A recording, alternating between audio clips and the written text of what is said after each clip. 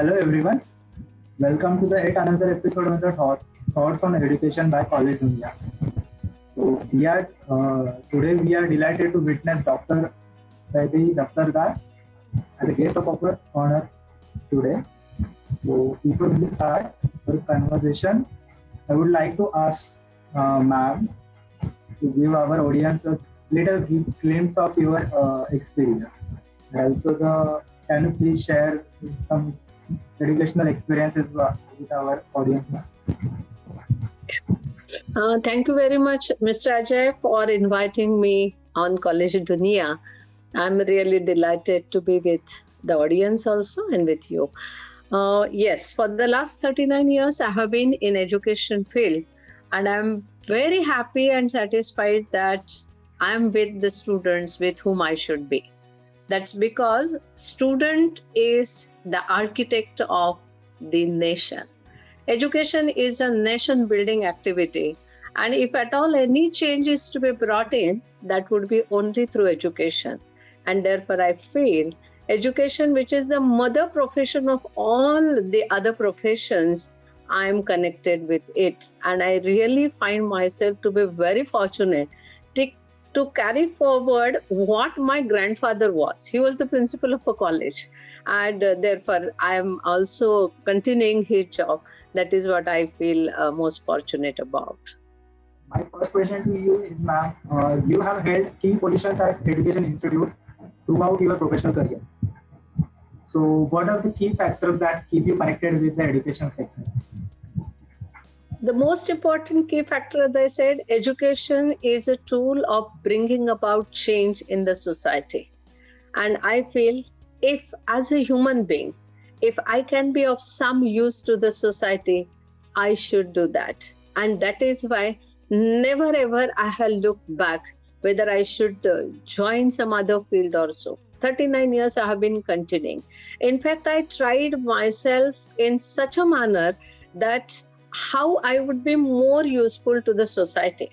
I have joined, I have attended, I have represented India at international level. What happens in different industries, different institutions, different international countries, the international level. All these things I need to bring it to my students so that they are also made competent and capable of getting all that knowledge, all those skills. And that is why I feel every moment going upwards, thinking what next and how I can be of more utility to my students. That is what that thought has kept me stick to the education sector. And I really felt it the last breath of my life. I should be working for my students. Student is first, student is the last for me.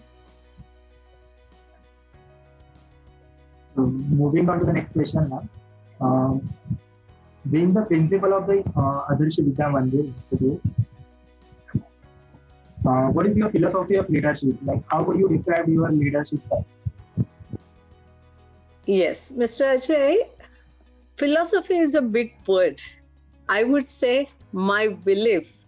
I believe in my students, and therefore any activity which I undertake, I would first think, is it going to benefit any of my students? Then yes, I must take it forward. That is my first consideration. So far as my leadership is considered, I would say I like to lead by example, because actions speak louder than words. So just take the example of adapting the technology. And yes, first I completed the course and then I conducted the course for my teachers, and we are continuing with that for the technology adoption. It means everywhere you have to first be an ideal before the people, then only you have any right to speak about. And the third important feature, so far as my leadership is considered, I like to lead by management or by objectives. That's taking everybody on the same plane.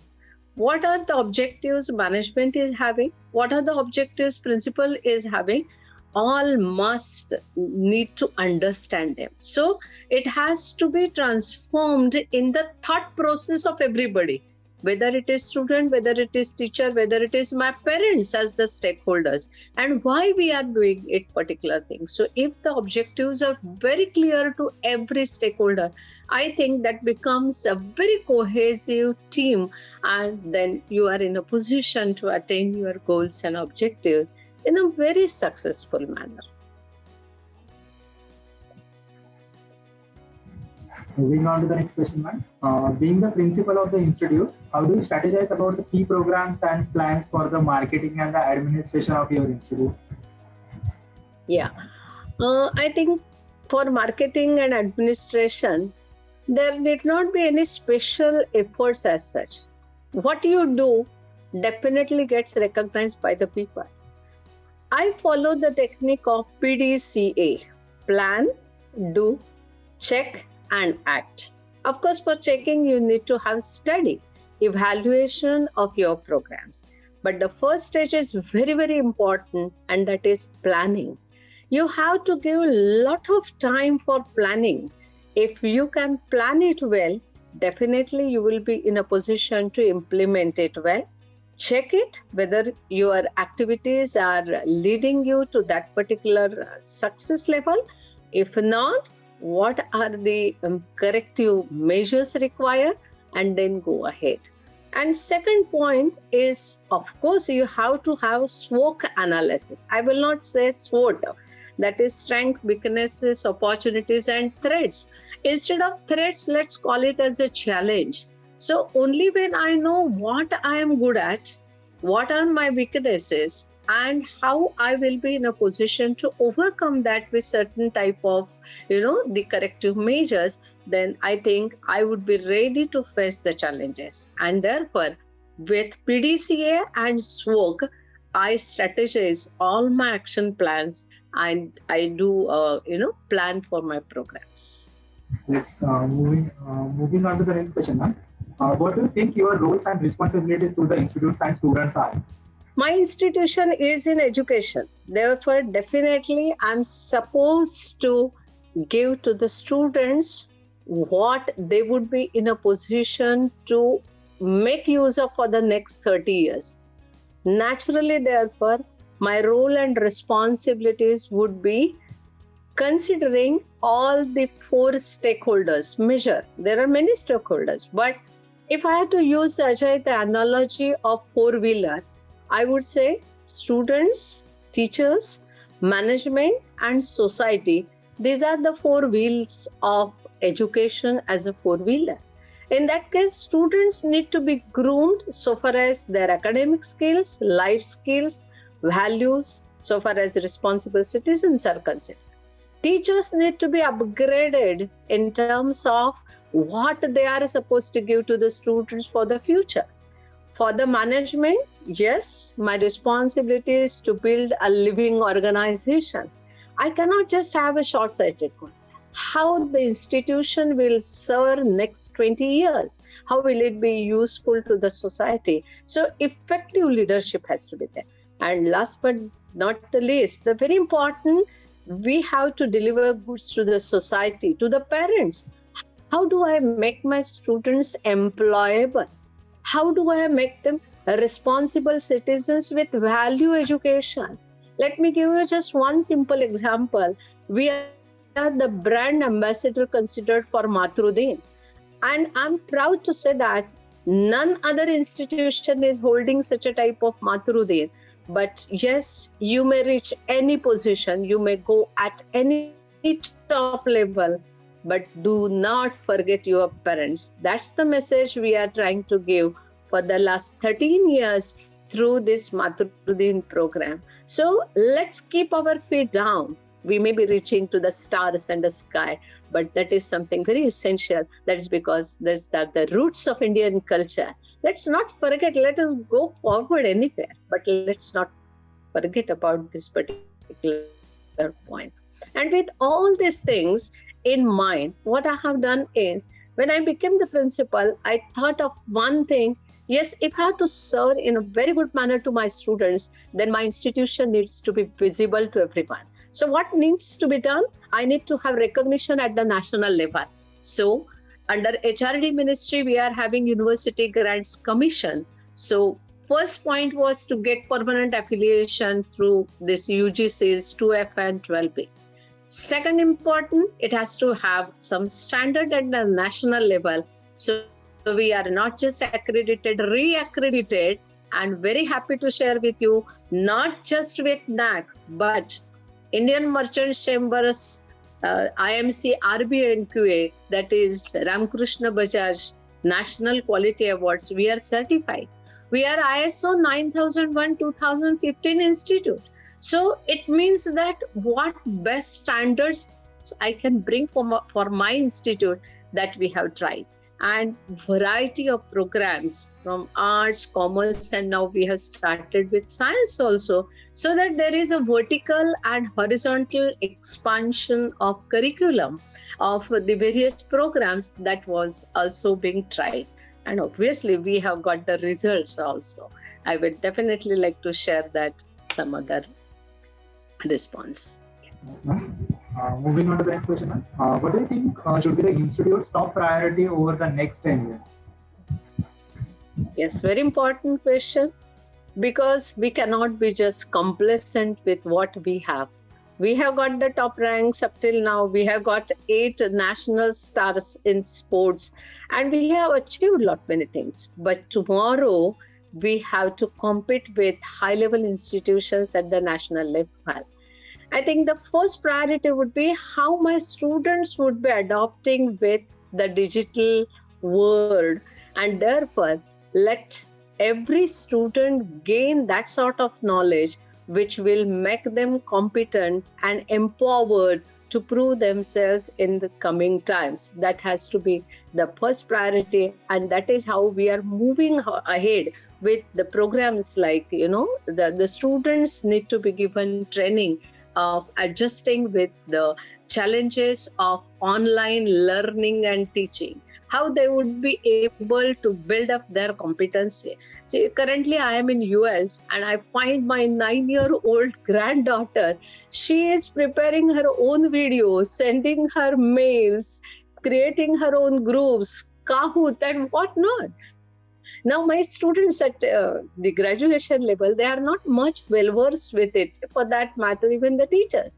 So I think in coming times, when we are dealing with the digital children, they need to be imbibed this type of skills, because the first point is Industry 4.0. We have already witnessed the revolution in industry, and obviously, therefore, with AI and other type of changes, if my product, let us not hesitate to say, ultimately the students are going to be the product of the industry, and therefore if I have to make my product sellable, then what skills the industry is expecting, I'm supposed to make them employable with those skills. So the skills which are demanded by the industry, those skills need to be transformed to the students through education. So it cannot be just academic.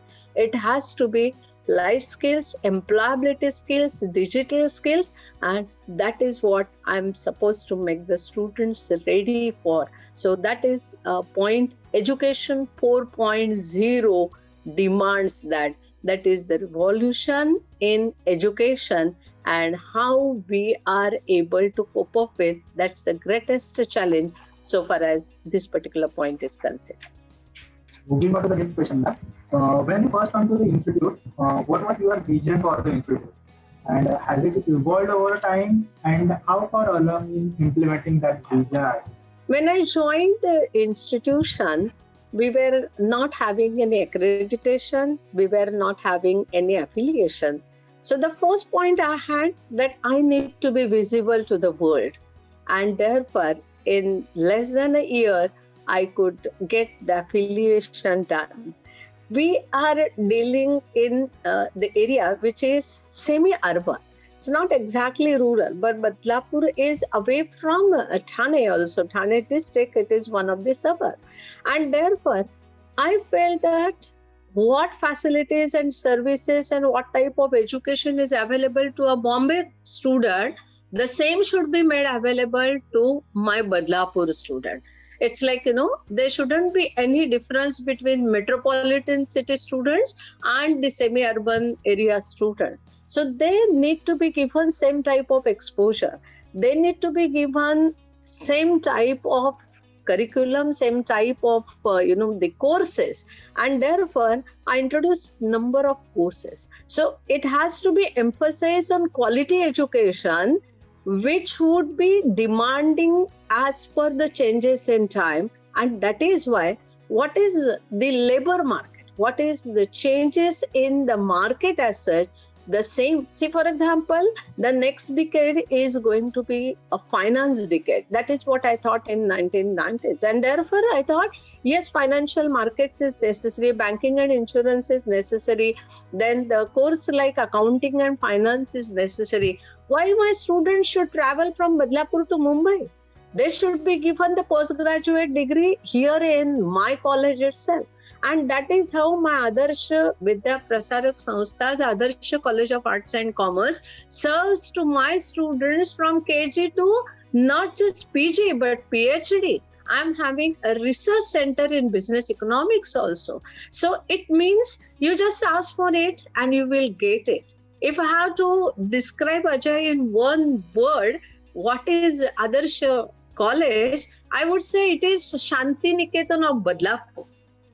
People know Rabindranath Tagore Shanti Niketan. Lush, green, very serene area, large campus, and you get all types of courses here.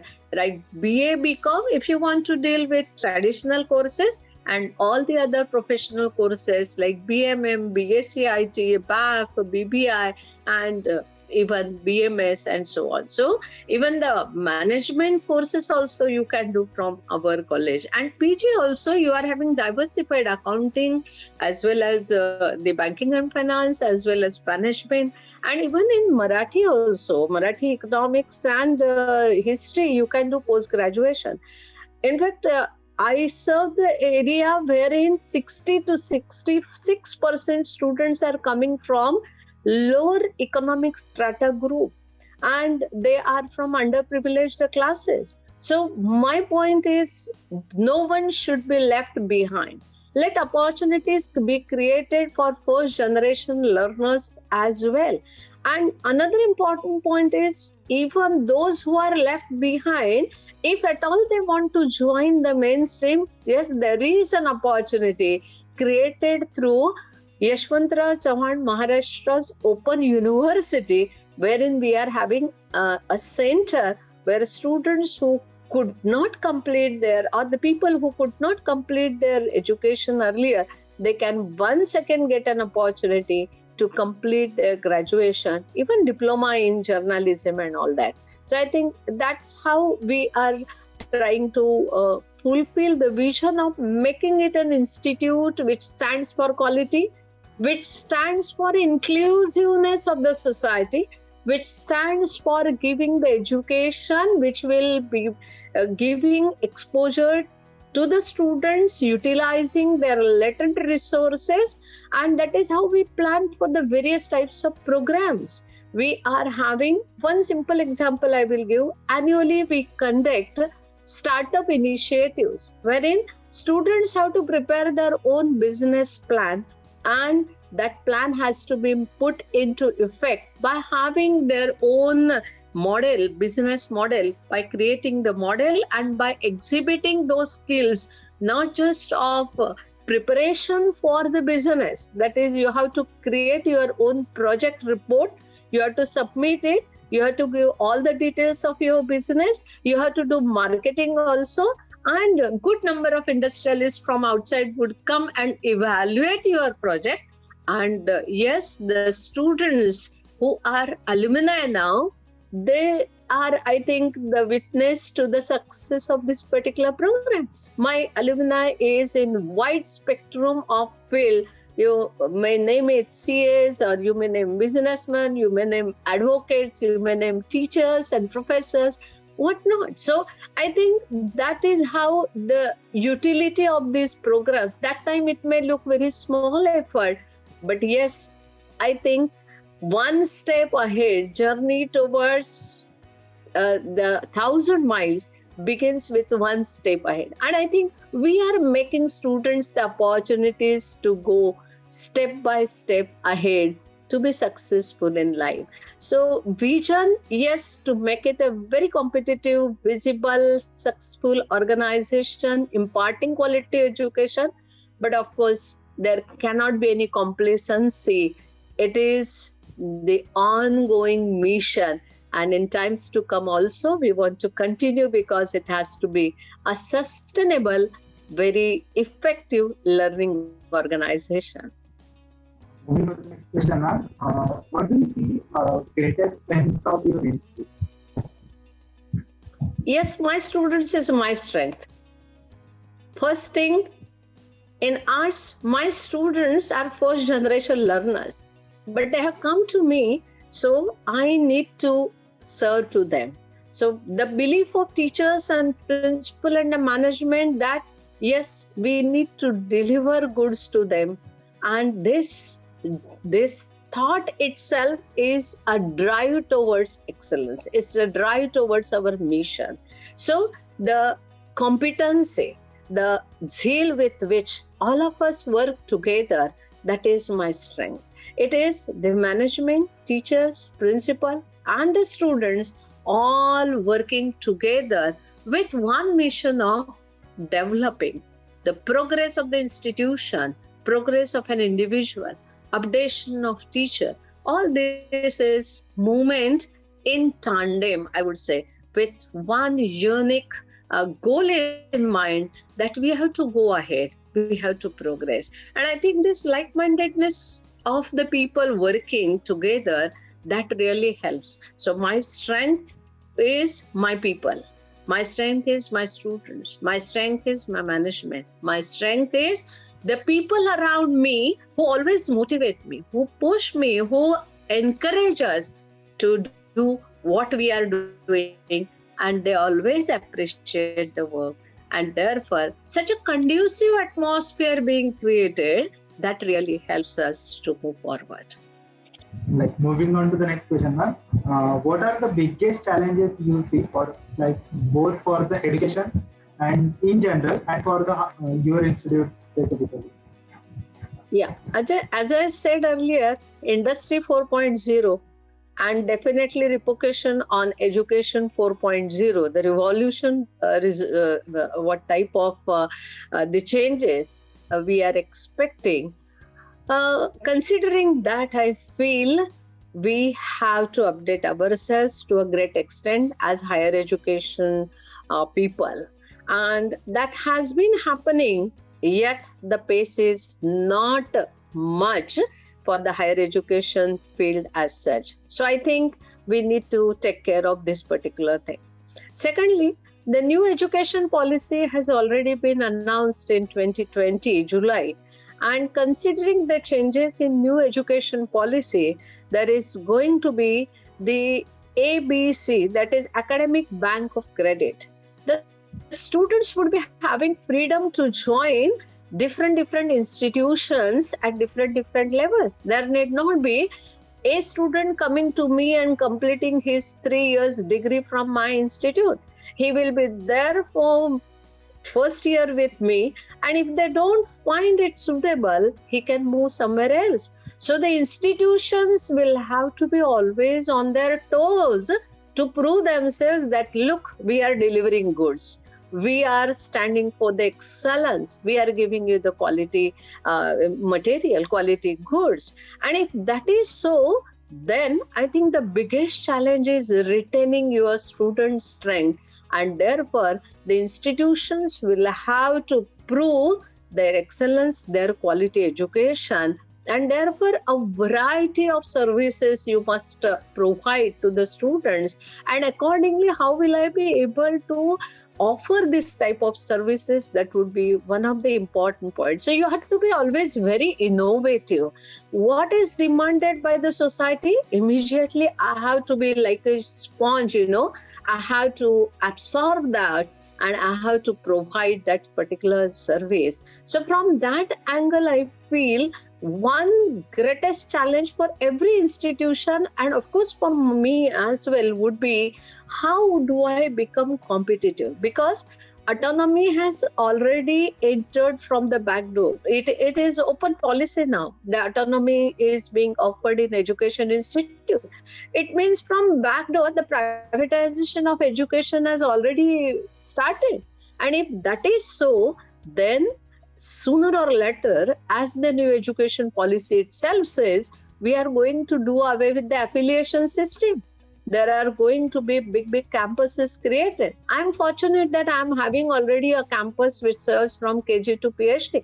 But then, wherein more liberal arts, where fashion designing, different type of programs, technology and repairing and whatnot. So it has to be a huge workshop to be created wherein let the students ask for it and you are able to give education to them. So this type of wide areas of the education we will have to try, and accordingly we will have to bring about changes in our campus also. So that is definitely going to be a challenge, but of course we have that agility. We have proved ourselves that we are agile, we are flexible enough to serve to the needs of the society as such. And therefore, I think the challenge is there, but preparedness for challenge is more important than just thinking about the challenge.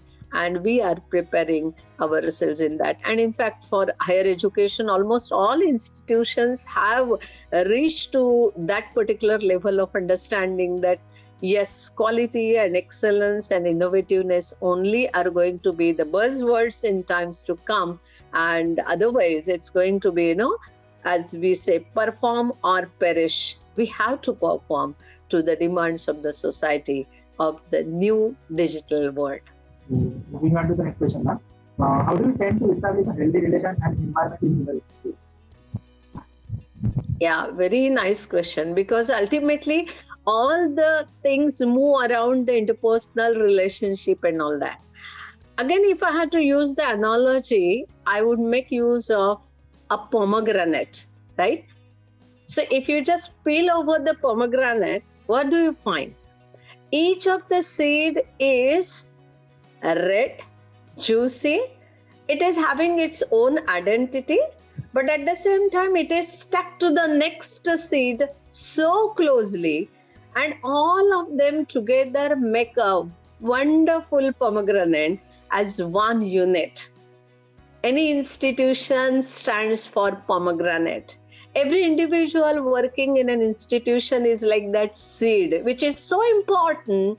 So we have to create the opportunities for development of making each seed juicy. That is, each individual develops for himself, but his development is a step forward for the institution as well.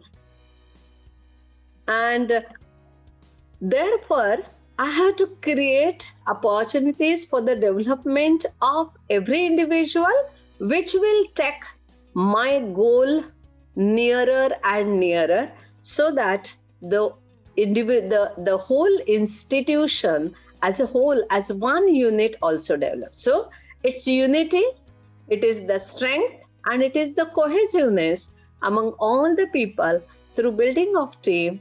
That is what I think is I mean by the creation of a very conducive atmosphere, environment, and healthy relations in my particular thing. Be even a student, he is able to understand what for this program is. If I'm organizing international conference, why? Because the foreigners are coming, they are sharing their thoughts. National conferences are being organized. Students are making their presentations, sharing the stage overcoming the shyness, being confident while presenting their ideas. All these are the things. Wide exposure is given to the students to various types of programs. When students and teachers work together, obviously the understanding of the objectives and getting closely linked to each other, that is what happens. So it is working together, being together, and progressing together. That is how the relations are maintained very well in the college. So moving on to the last question, ma'am. Suggestions you would like to give to the current youth and aspiring students? Yeah. Student is the center of my activity, and always I would be considering about my students only. But of course, they are not just my students. The COVID-19, Corona, did put limitations to us. Students could not come to this college, but we did reach to the students, and not just to the students of my college, but we reached to the students of all over India, wherein we organized 5-day student development program. What were we trying to tell them? We were trying to tell them that you are the digital world children. So you have to develop your skills. So 5 days, 2,242 students from all over India got connected to us, taking the message from us that you have to be competent to face the world outside. There are certain demands, there are certain requirements of proving yourself. Be competent yourself. Make yourself empowered through the opportunities which are being made available by your own institute, by other institutes, and make yourself employable, make yourself responsible, make yourself confident as such. So just one mantra of 4 words I would like to give to the students. It is Kash. First thing, being a student, you have to gather knowledge. But mere knowledge is of no use. Along with knowledge, what you need is value education also. So understanding significance of values.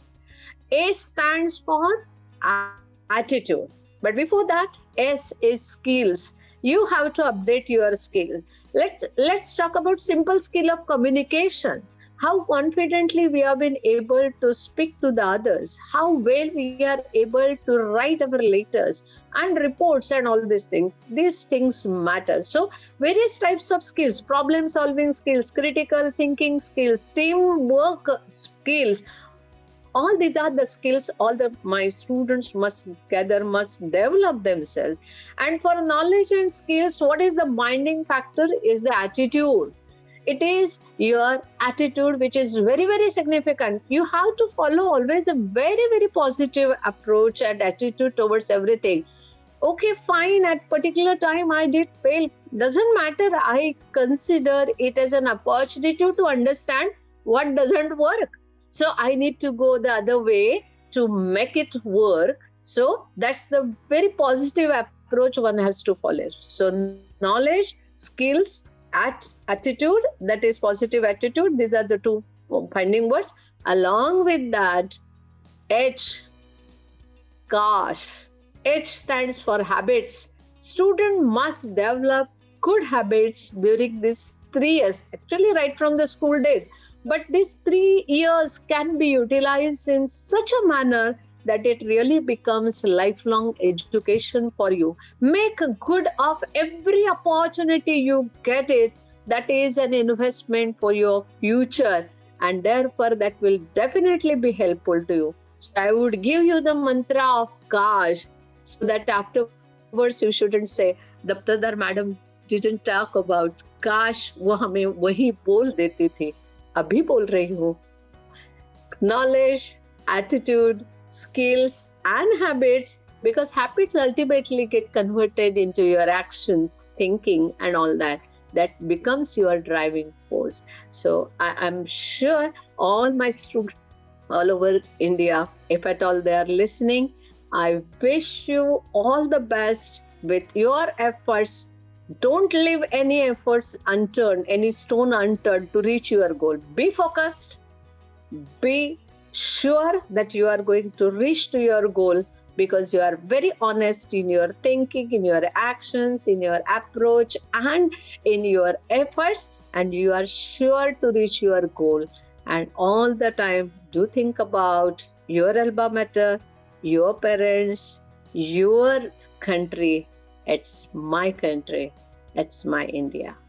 Love you all. Thank you very much.